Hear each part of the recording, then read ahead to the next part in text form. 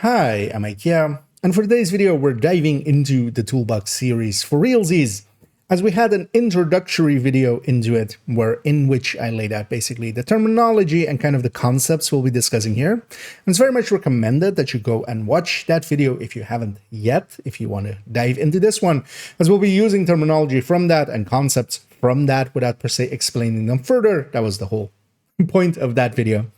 And in these Toolbox series, we'll go over, for instance, in this case, an entire category of builds like being red, but also in the future, we might go into specific types, for instance, certain build types, like for instance, let's say Umbra or something, and kind of go over toolboxes for them specifically. Here though, we're going into a broad category of red builds. And when we say red builds, I basically just mean full red builds. We're not per se going into glass territory or such, but just builds that don't have survivability built into their stats. We do have some survivability through other means, for instance, specialization choices, skills, and stuff like that, but we won't be taking basically any blue cores or such. And you may have quite often heard people go like, oh, you can't run those kind of builds, there's no survivability, so you don't survive. To an experienced player, especially one that is experienced at running red builds, that is a nonsensical thing to say. As we kind of lay that in the it's not the build dummy, it's not the build dummy. And yeah, you kind of need a tool set to kind of run red builds efficiently. And once you have that, the thing is that anything else is going to be mostly slower than it. It can be more comfortable, for instance, because for instance, solo, I would definitely just run a tech tank or something which has a bunch of survivability built into it. But especially, for instance, in group settings and such, not much is going to beat a full red. And even solo, if you're just wanting that playstyle, yeah, nothing kind of matches up to it. And as we kind of laid out as well in the first piece of the toolbox, it is very much, as the analogy that I used there was a driver, a car, and a circuit. You kind of have to match those up. A good driver, even with a mediocre car, is going to do fine getting from A to B. But a bad driver, even with the best of cars, is still going to struggle versus some of the things that they might need to get done. And this is technically basically a get good video. But in this as well, we're going to give you the tools to get good, because we all kind of, everybody starts bad. We learn the skills of the trade basically. And there are some good teachers in that, but there is no better teacher in just doing it as well. I think that most of the players that are very comfortable running full red builds, even running full glass and such, what they have is that they've ran that quite a bit and have the understanding and the tools built up to actually do so. Because tools are very simple. It is just things that you have that you can pull out when the situation requires it. Understanding that, for instance, what the weak points of the enemy are, and if I shoot that specific weak point on that hyena rusher, that's going to CC that entire wave that just spawned in front of my face. That can save you, and that is the kind of things we'll be going into here. This isn't going to be a comprehensive list. This isn't the ultimate guide or something. No, this is just a bunch of tools that I feel every red player, every player that wants to run a full red should kind of have in their toolbox at the ready. So yeah, let's go and get started. And let's do that by looking at our vehicle as we kind of explained it. Here we're running a full red build. Now, everything that falls under a full red build is basically just, everything on the stats is red. All red, everything. A lot of builds fall in this category, and we'll see several actually in this video, as we'll go over, for instance, as well, a high-end glass. We'll go over a Pesti, for instance, setup. Here, most of the red builds, most of the full red builds have kind of the same characteristics. There is no survivability on the build. There's a lot of damage there. The way to get through things is basically kill faster than you die. And in Division especially, there is a lot of good reasons why that works. And we'll go into a few of those as we go through this video. But first off, we need to understand our build. So here we're running a full red striker with a blitz rate. We have stacking on striker, we have stacking on a blitz rate. We don't start with our highest damage starting out, but once we kind of get a few kills in and get going, now we do have more damage. And understanding that difference between, for instance, that and a high-end glass red, which has a little bit more damage starting out, and quite a bit more damage starting out, but will fall off, especially once the striker gets stacking, it will overtake it quite quickly.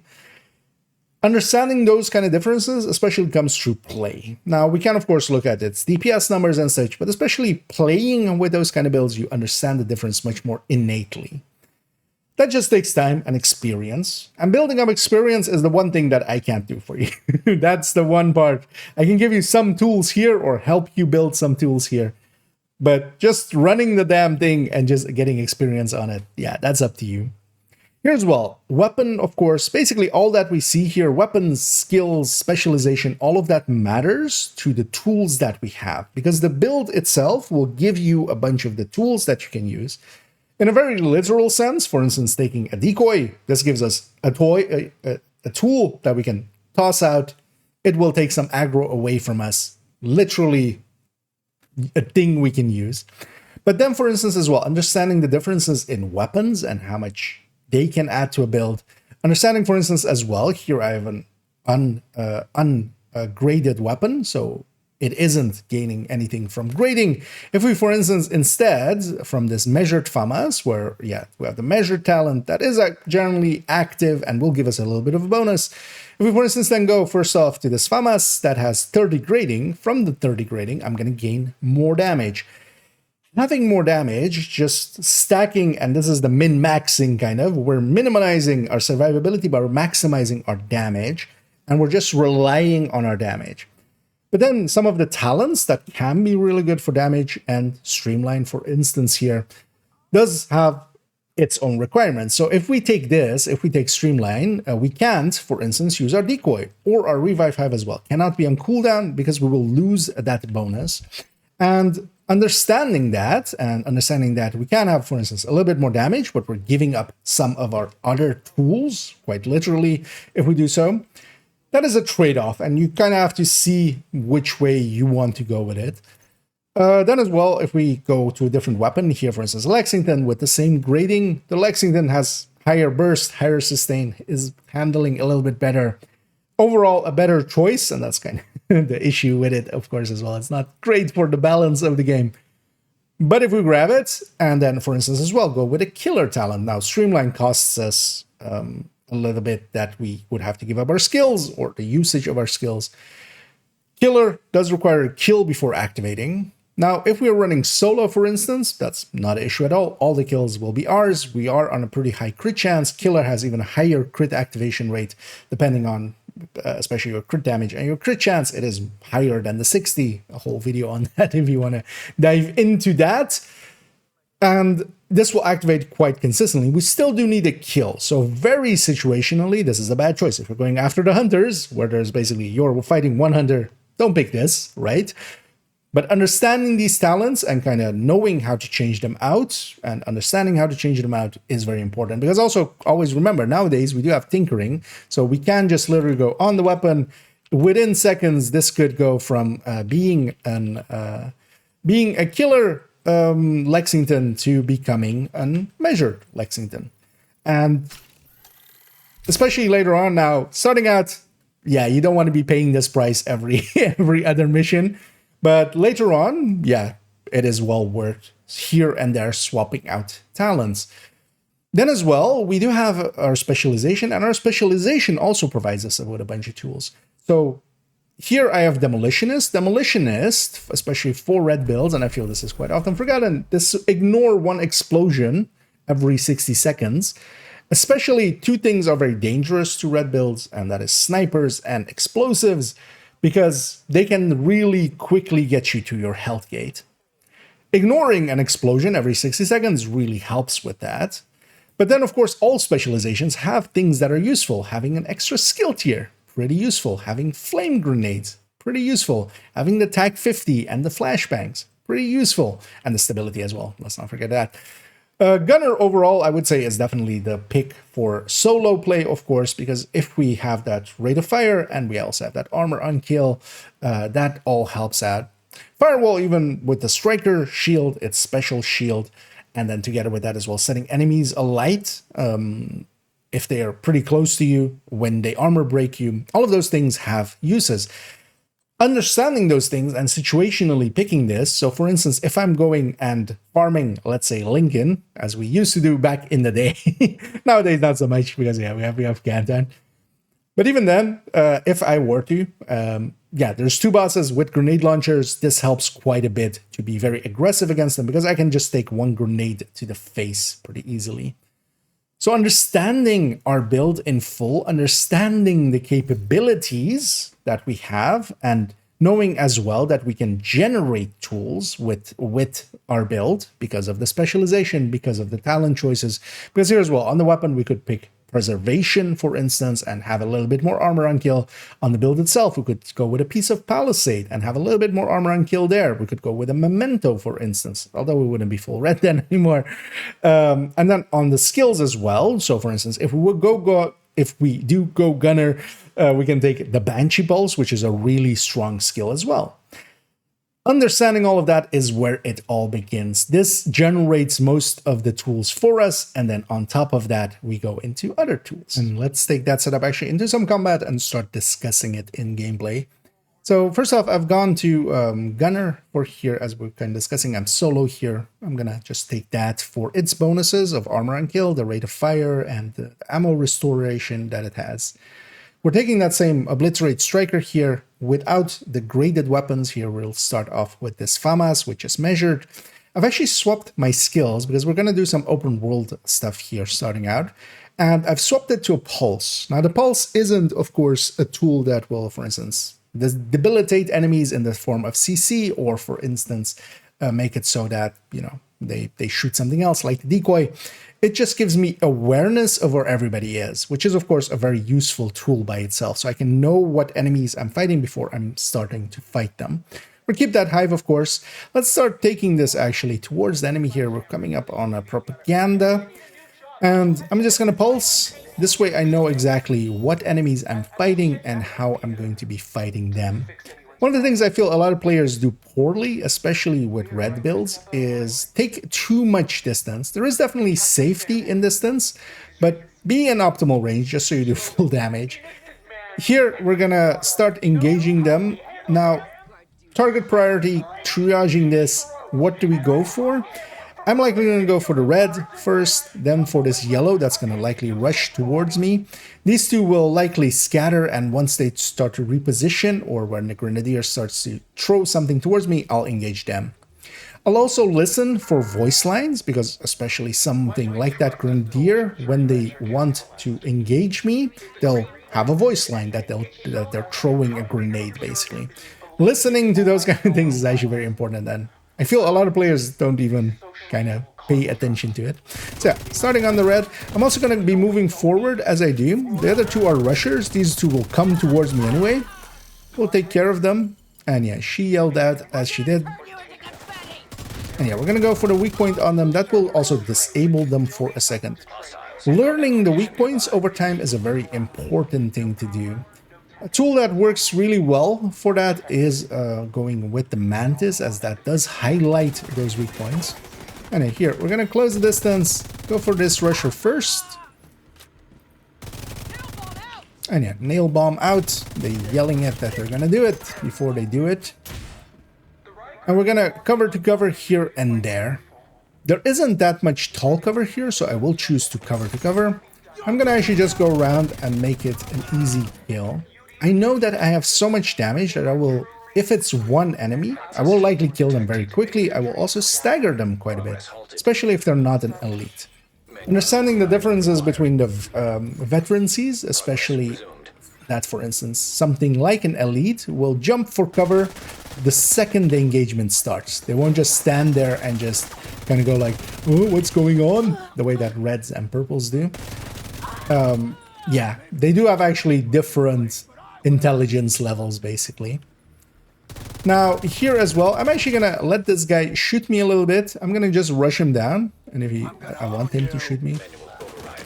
But I know I can kill him in very quick, even though that he health gated me. Now, health gate is a very important thing that you just have to learn by itself. It is a gate at the end of the health It is a 30-second timer once we reach that. So every time that you reach the end of your health, if it's by a sniper and it's basically a one-shot protection, or just kind of like that guy shot me several times, reached the end of my health there.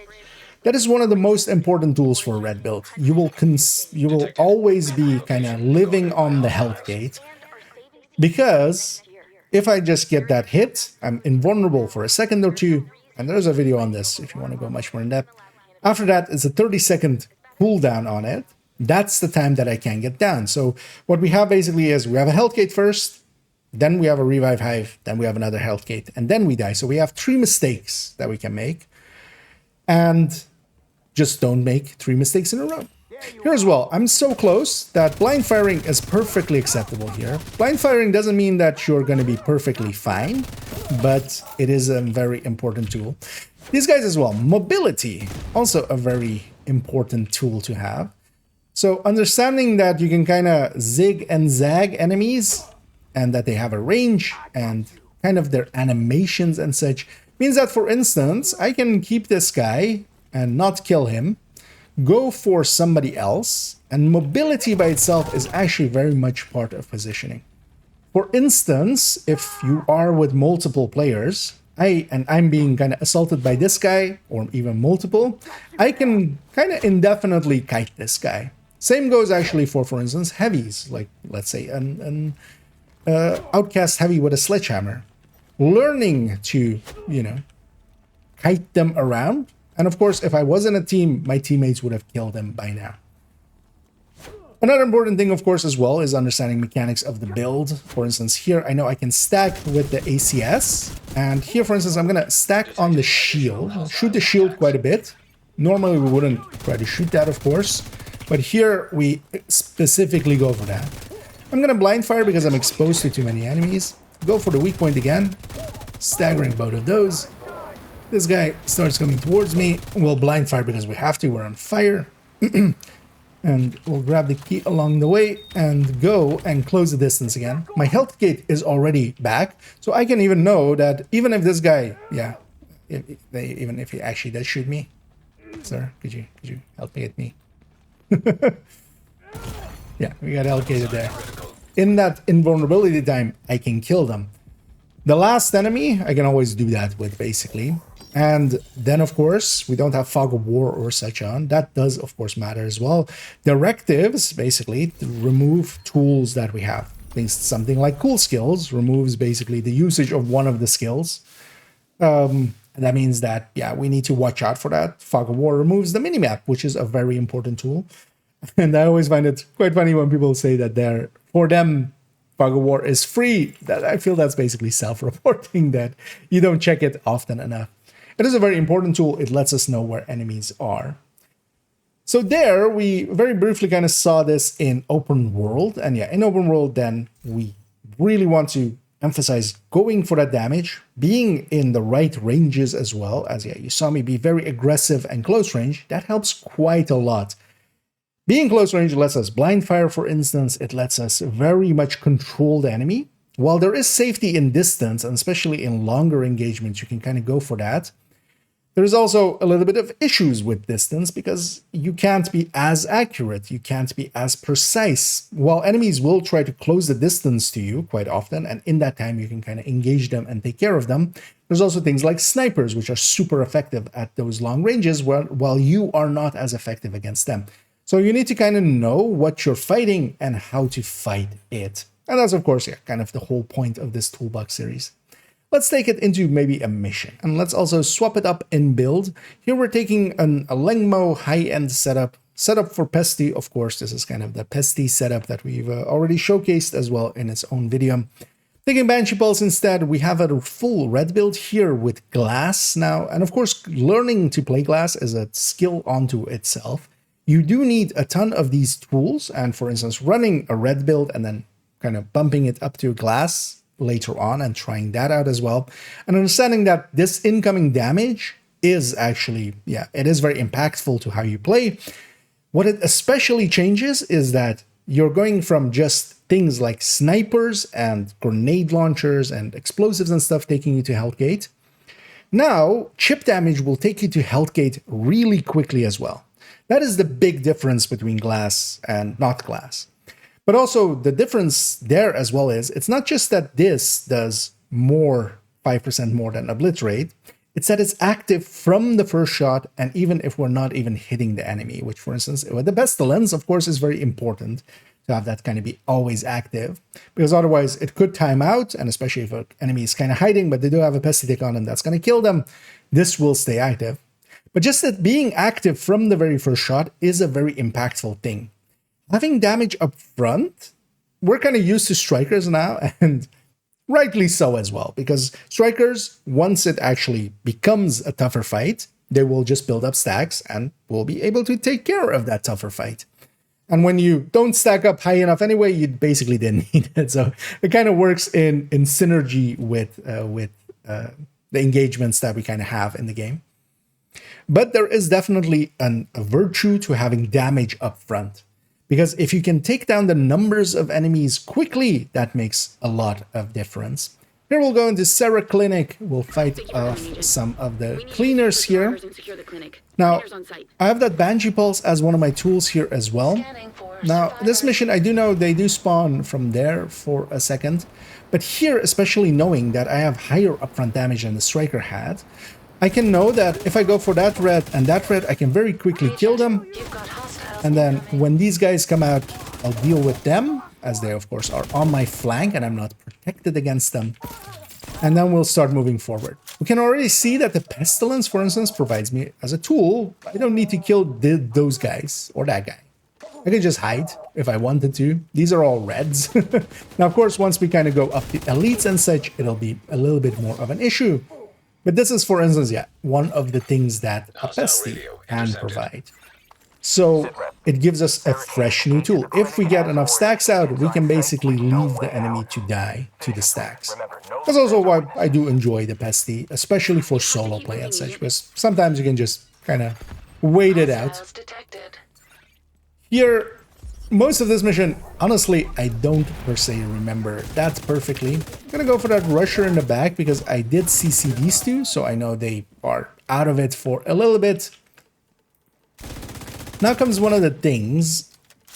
A lot of the factions as well have crates. So here, for instance, cleaners are really good against campy players. I'm kind of playing kind of campy, as you see. I'm kind of in cover, kind of, you know, moving in between, kind of waiting for the enemy to do a thing, and I'm reacting to it.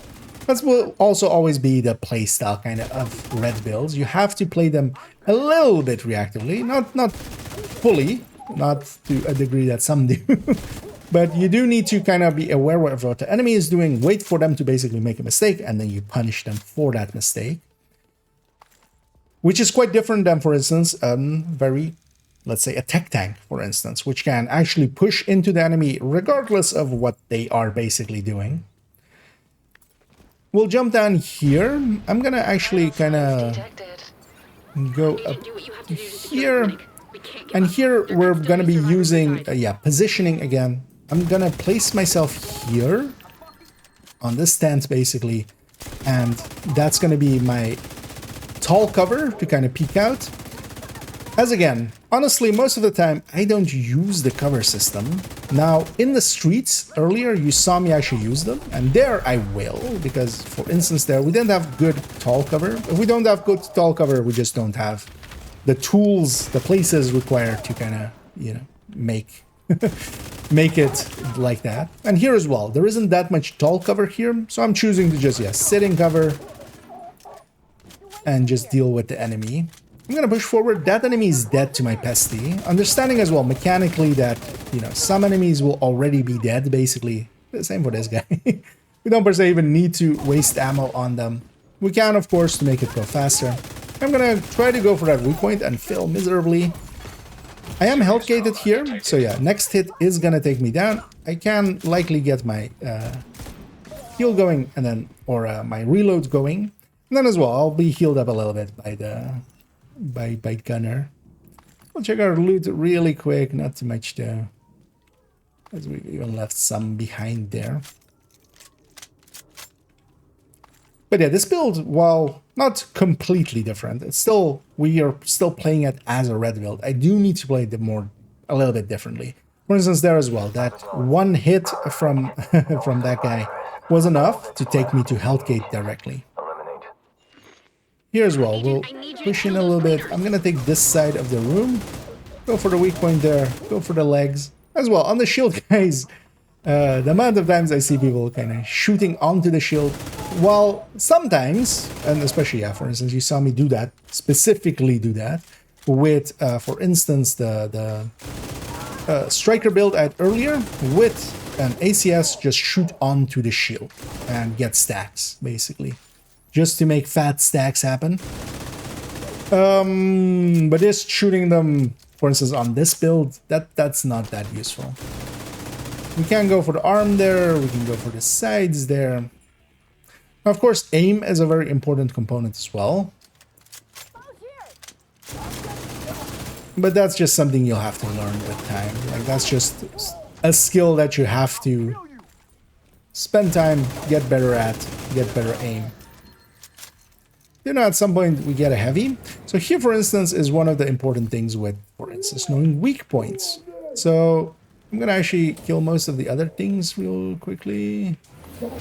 So one other thing run out, but I lost them in the melee there. Oh, I don't think there is one actually. So here, this little tank on their back, when I blow that up, they go into this animation, remove their mask. Once their mask is fully removed, not just when they're, you know, visually looking like they don't have it anymore, then their head is exposed. So now I can very quickly kill them. Of course, what we could do is just, yeah, very quickly blow up the tank, wait for the animation, and then just deal with them. Knowing weak points can make fights a lot easier. Because, yeah, if we know where to shoot them, it makes all the difference. We'll come back here in the boss fight, and where we have a longer engagement, and kind of continue there. And yeah, after that, a long echo there that we'll just cut at. We'll go for this long engagement up here. And that's actually the thing as well with red builds. If you can have short engagements, especially for activities in the open world and such, where we quickly basically kill a wave, we have a second wave, we kill that pretty quickly. It's actually very easy.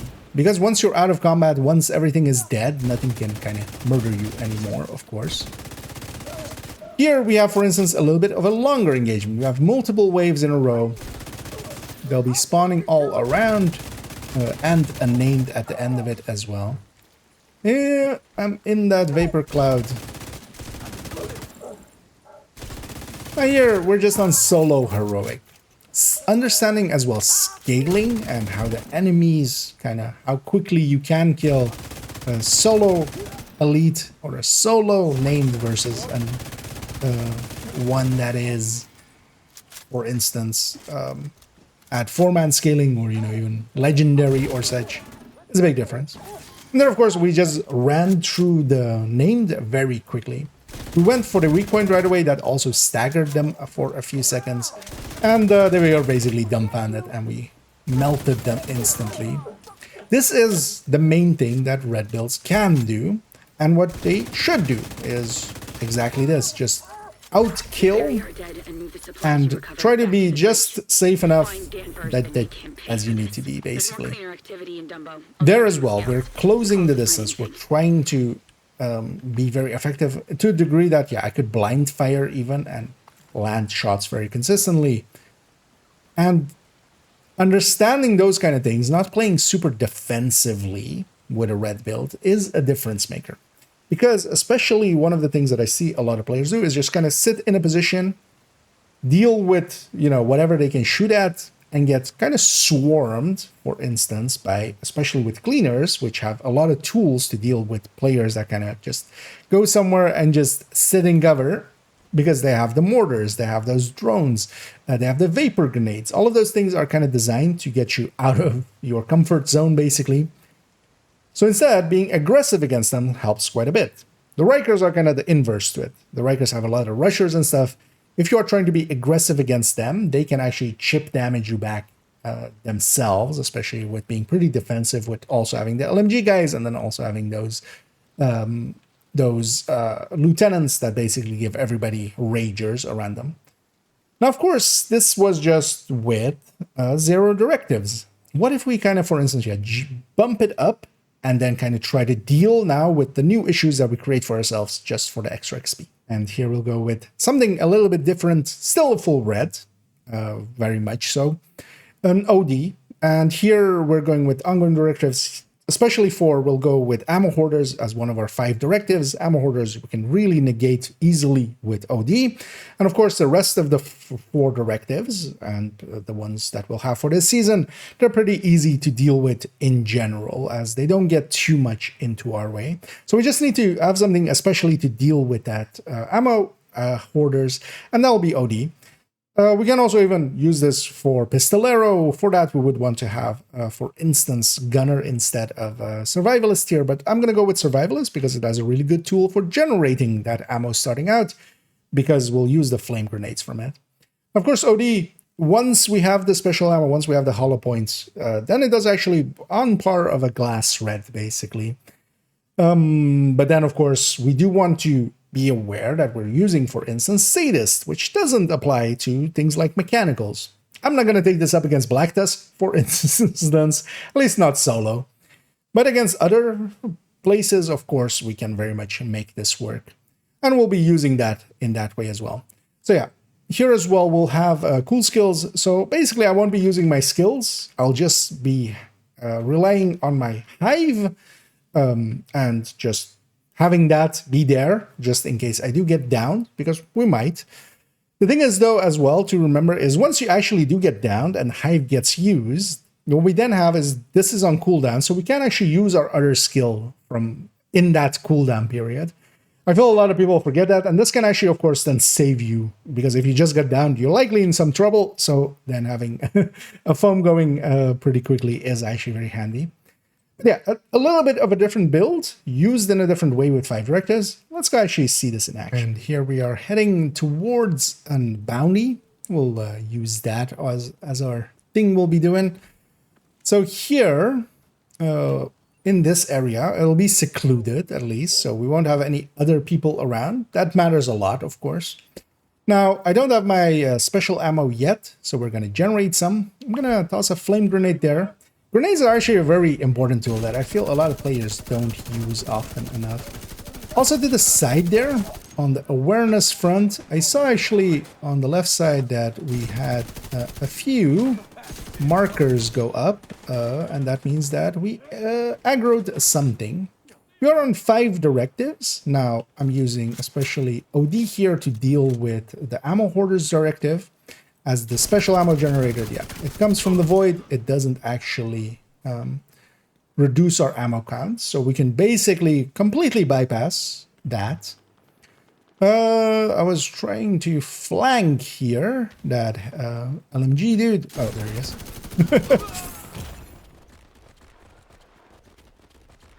And mobility is actually one of the great tools that you can learn to make use of.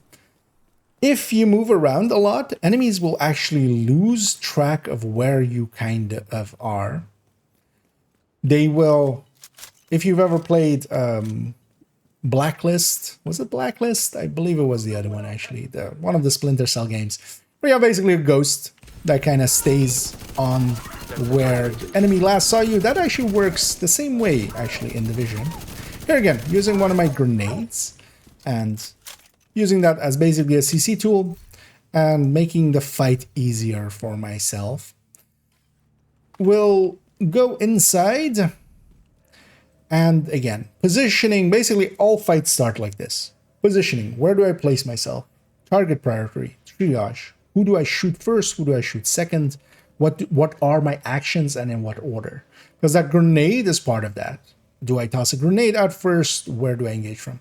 Now here, if I can have the high ground, I generally will go for that. It is actually harder for the enemies to shoot up. It is also harder for us to shoot up, especially shooting down towards exposed armor enemies like this is pretty easy.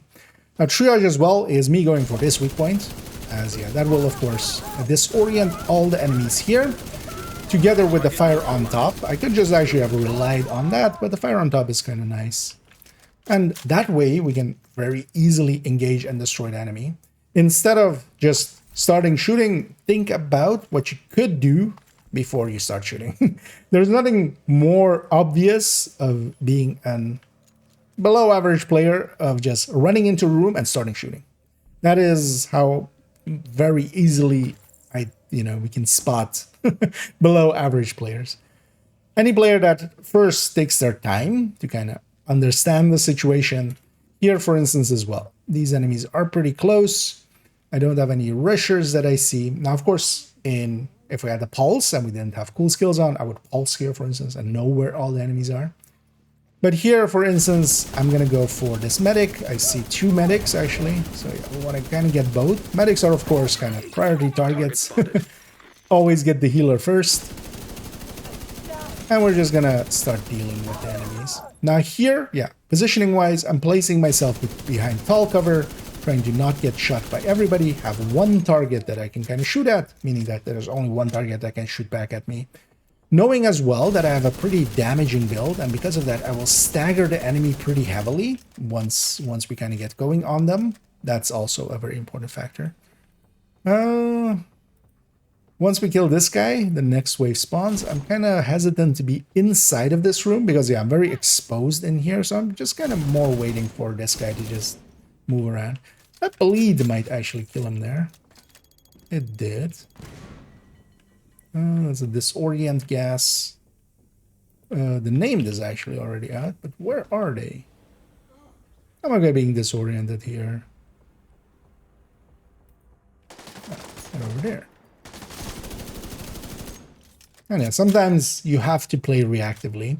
That's always a thing with red builds is, yeah, sometimes you just have to wait for the enemy to do a thing or just be stationary long enough for you to do a thing to them. Here as well, we'll have a weak point there. Now with hyenas, actually, a lot of their weak points are kind of on hip level. Quite often, actually, if I'm shooting towards hyenas, you'll usually see me actually shoot at hip level. Even against a heavy, for instance, like that. Because, yeah, the pouches, for instance, on these RC ladies, those are on that kind of hip height. The pouches on the rushers are on the hip height. The grenade launcher ladies are on hip height. So I kind of know now, because we've killed the last name, that there's only these 2 last enemies remaining. We don't need to be passive any longer, because I have a hive still. Now, of course, generally I wouldn't want to give up my hive because we'll go do other things after, but here, yeah, it's kind of fine. I can just push in and be aggressive. Making use of mobility and just taking them down quickly, because I know I can. That's the tool that the red builds fully provide. The more blue cores that you have, the slower that you kill, the more that you'll have to incur before you kill the enemy. And that's the main tool that red builds use. There's nothing wrong with running a bunch of blue cores, and especially as well, for instance, with that striker, just sticking a memento in there for solo play, perfectly fine.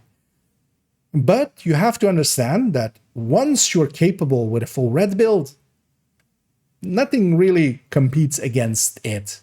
Because once you understand how to play these, yeah, it is a game changer. And let's take it to one section here as well, where we actually talk about it in a group sense.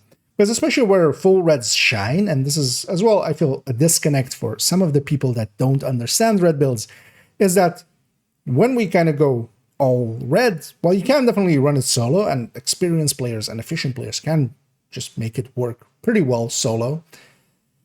You need to have the tool sets for there, very much so. In a group setting, you don't need as much of a tool set for a red build. Mostly because you can rely on your teammates to do some of the lifting as well.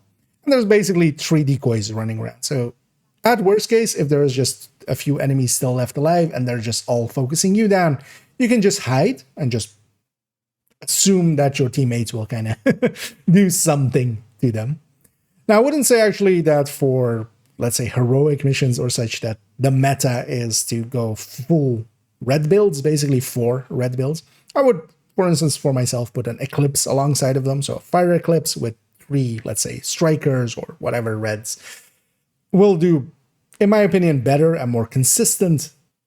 But yeah, just having the firepower to quickly deal with the enemy, that's how you kind of steamroll the enemy.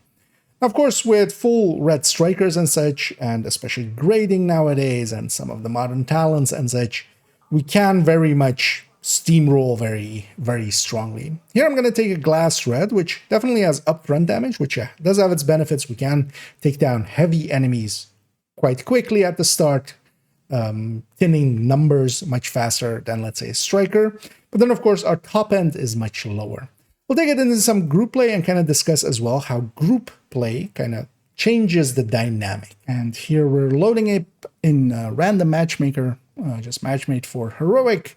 It's likely going to put me in an invaded mission, which it very much did. We have no directives up. That's kind of fine here as well, though. Honestly, fog of war and such in missions is much less of an issue. Mostly because they, we know where they're going to spawn. There's not also going to be, randomly a convoy running through here the way it does in the open world, I say. So I know my build pretty well, of course. A glass red. Here I'm running it with an Cetar. I do actually like the Cetar quite a bit as a weapon. A graded one, grade 25. So we do have a bunch of damage there. Now, of course, a glass red doesn't have the damage of a striker once fully stacked, but it does have actually a lot of damage starting up. First thing I'm going to do, especially in group settings, is kind of look at my teammates and kind of what they're running. It will tell me a lot about them. So for instance, here we have a turret and drone player, one that is a little bit way too aggressive and also not both of their skills. So they're likely on a turret drone build. They have more than just full yellow. Basically, they have blue cores. You can see that by how much their armor bar is there. By that, we can already guess a lot. Likely they're, on a turret drone build. The other player has a shield. They have 1 or 2 blue cores there. And that means that they likely are kind of on something that has a few blue cores. Maybe a memento. Maybe it is a ninja bike. I don't want to inspect them in a second, and I will. I'm also going to go for all the loot. This is a short mission, and I need resources. But yeah, they're very bad team players. That's fine, though. Okay, they are not actually what I thought they were. We have an OD there, but with weird skills. But that's just random matchmaking. That's what you'll get. Now, in a coordinated team, that's also why I very often make the distinction between a coordinated team and a not coordinated team. A non-coordinated team like this, where just, when there's just 4 players that match made together, I'm not going to have any expectations of cohesion, of moving together, of positioning, being kind of aligned with each other.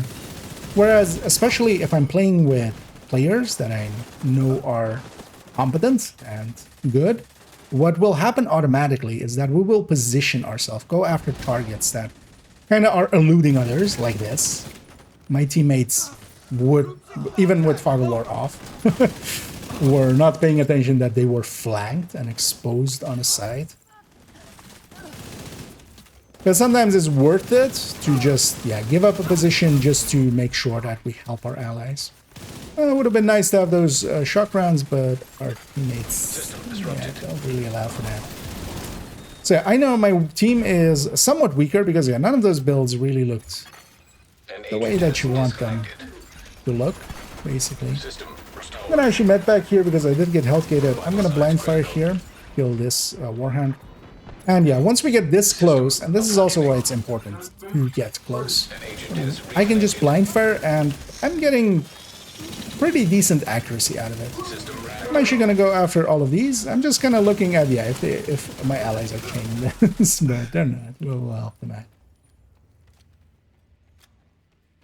And it's a very big difference. Now, the thing that you have control over in this, and that's also why I think it is very important to have a good filled-in toolbox, you have control over yourself. You can make sure that there is one competent player in here, at least, hopefully, that being you.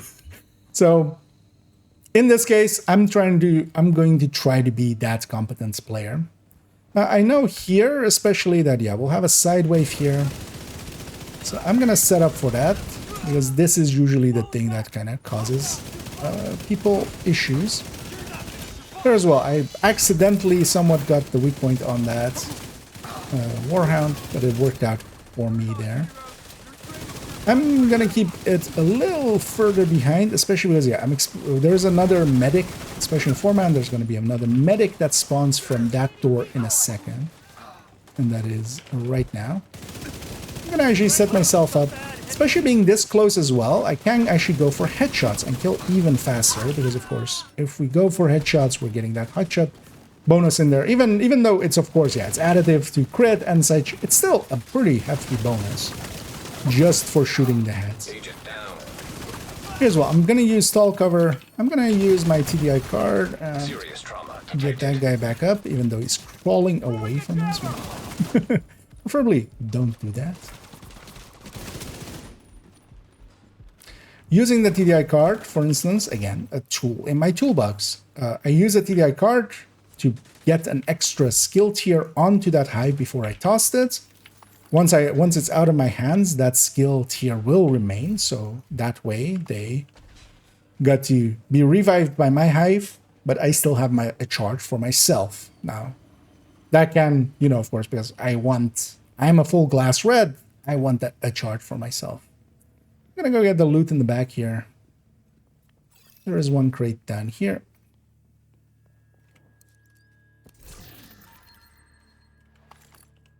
I'm expecting my allies just to rush in, but that's fine. We'll catch up with them. This is a short mission anyway.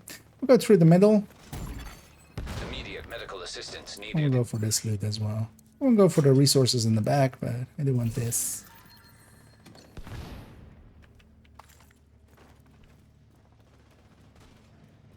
And as well, it's kind of reactively, because now I'm not just reactively playing with the enemies, basically, I'm also reactively playing with my allies. If they're just rushing and stuff, I'm just not gonna treat them with the same respect that I would if they weren't rushing, because I would generally, yeah, kind of wait for my allies if they wait for me as well. I'm gonna go get the key chest here. But on a short mission like this isn't too much of an issue. This only becomes more of an issue on, and that's also why, yeah, so many people do dislike some of the longer and harder missions in the game, is because they just don't have the tools to deal with them. Because if this is, you know, the way that you play, you're gonna get destroyed on some parts of, let's say, Tidal, or Art Museum, or DARPA. Because if you just rush in, yeah, you're just gonna get destroyed. Now, of course, as well, knowing the limitations of the build here, yeah, I don't want to overdo it. I do want to be in somewhat close range. I'm going to try to go for the hole in the back. This guy will bleed us if we don't get too far enough away. System curtailed. Oh, he was a sniper. I misidentified that one as well. System restored. We'll touch the laptop back here. Download complete. Let's go for the boss We'll review room. the data you just downloaded and see what we can make of it. Continue your sweep. So here I'm going to pay attention to where my allies are going to set up. I'm going to try to be pretty far forward because there's plenty of safe spots up in the front. The boss also will spawn pretty far up in the front. So we don't need ammo. We have an OD in the team. I can see that by the virtue that we have Take them down, some Agent. ammo there. I'm going to go for the weak point on this Warhound. Somebody else got it. I'm going to go for the legs. Knowing as well, for instance, on a build that has a lot of crit, going for the legs on the Warhounds, we have reduced damage against the legs, but it still goes directly into their health pool. And especially, it is very reliant on crits. It is a whole mechanic unto itself, which as well does have some videos on it online, so yeah, you can go and find that. The boss kind of getting away from me. I'm gonna go set up here and make sure we deal with that boss. I'm gonna trust my two allies to have that one red in the back. I'm gonna focus these guys down.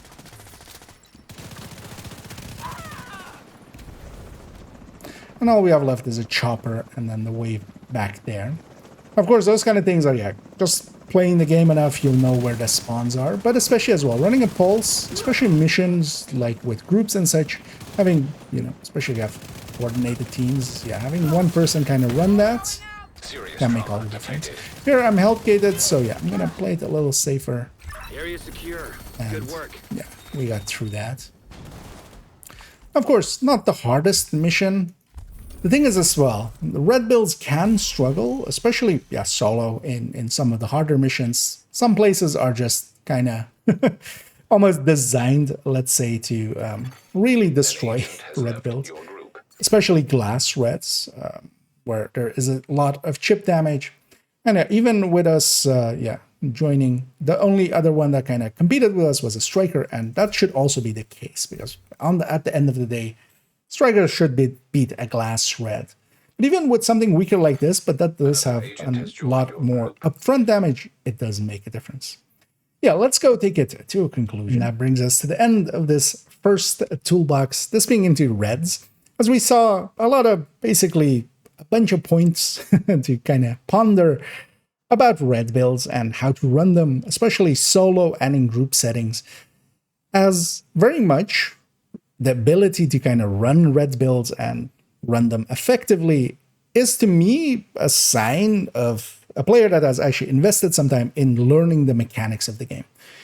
To run a full red build and be effective with it, you do need to understand a bunch of the things about the game, have some of the knowledge about the game, but then also, learning positioning, learning how to do target prioritization and the triage that comes with that, what actions you're going to take, in what order, kind of having a plan going in, even if that doesn't survive the first engagement, just having a plan going in helps a lot.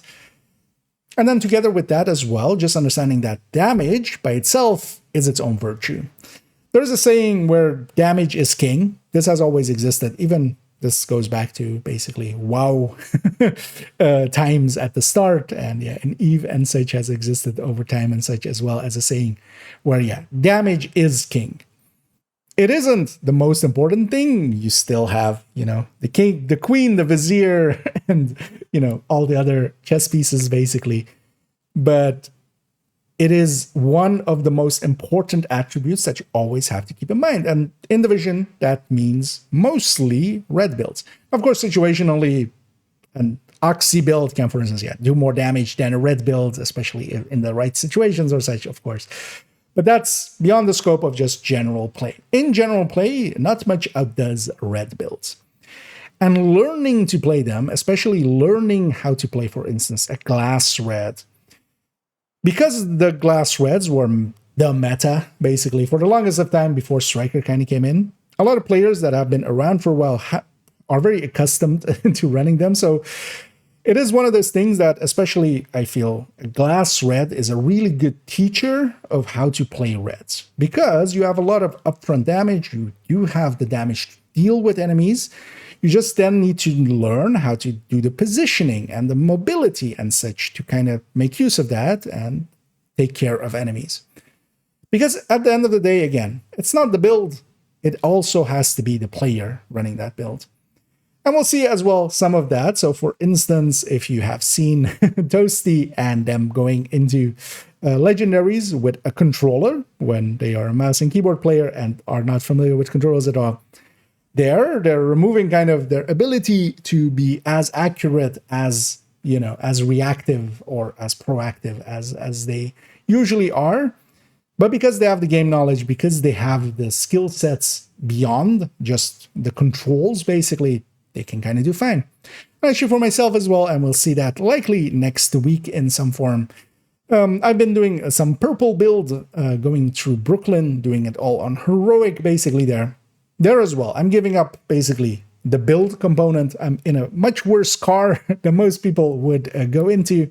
And then I try to make up for that with, having the tool set that I've built up over the years.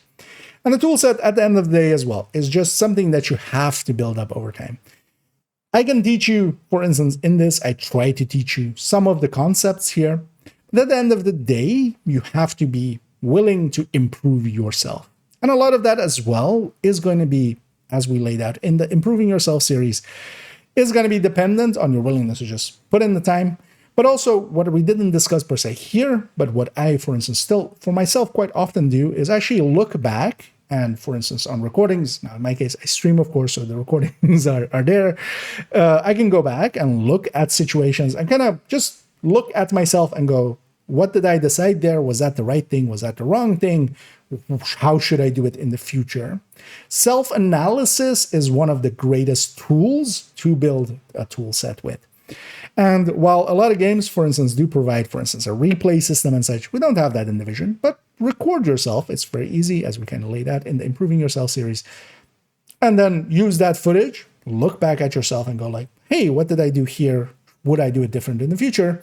And just by analyzing it, you will likely internalize, and just the next time you kind of run into a similar situation, you might make a different choice and maybe a better one. And then you can kind of, that's part of the self-analysis as well. I made this choice this time, that choice the other time. What was the better outcome? And that's then goes into your toolbox. But yeah, thank you for joining me on this, the inaugural, basically fully about a build, or at least in this case, a class of builds kind of in the reds, as we'll have multiple toolboxes videos coming up in the future. Likely for the next one, we'll go into an Eclipse one, but I do want to make several for several different styles of builds, and especially as well for, certain specific builds even as well, if they require it. So yeah, I hope you join me for those. If you did enjoy this video, please do any and all of the algorithm things down below. It does help out. And as always, have a good night.